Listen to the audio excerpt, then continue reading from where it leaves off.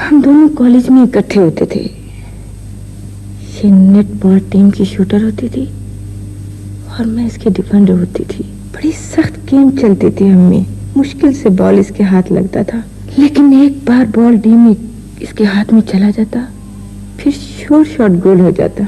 मशहूर नावल नवीस, अफसाना निगार और ड्रामा निगार बानो कुद्सिया की आज 4वीं बरसी मनाई जा रही है।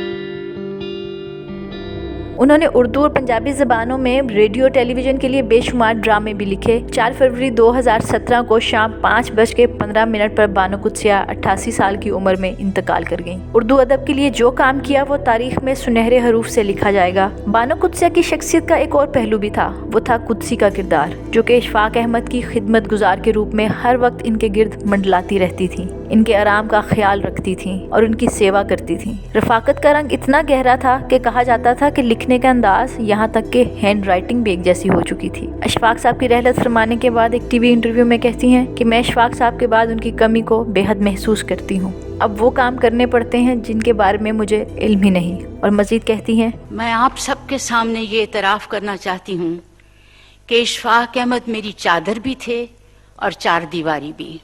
इशफाक अहमद ने मुझे लोगों के माबैन हमेशा इस तरह रखा जैसे वो हिजाब हूँ।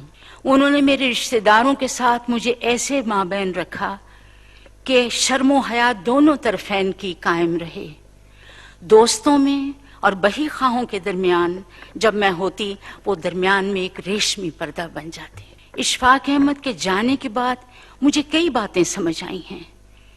अब मेरे सामने हटो बचो कहता हुआ, होशियार बादब बामुलैसा कहता हुआ 2.5 कदम आगे चलने वाला आदमी नहीं है।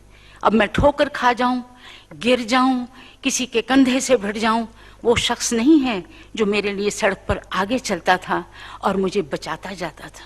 वो शख्स मौजूद नहीं। आज मुझे पता चल गया है, जब मेरे घर पे टैक्स के कागजात आते हैं, कभी कभी को वारंट और समन भी आ जाता है कानूनी किस्म का, फिर मेरे पास वो बिल आ जाते हैं जो बिजली के जायद बिल होते हैं, फिर वो मेरे पास वो मनी ऑर्डर भी आ जाते हैं जिनके नीचे लिखा होता है इशफाक अहमद। मुझे पता नहीं मनी ऑर्डर क्या होता है। मैं पेइंग इन स्लिप्स नहीं जानती, मैं चेक लिखना नहीं जानती।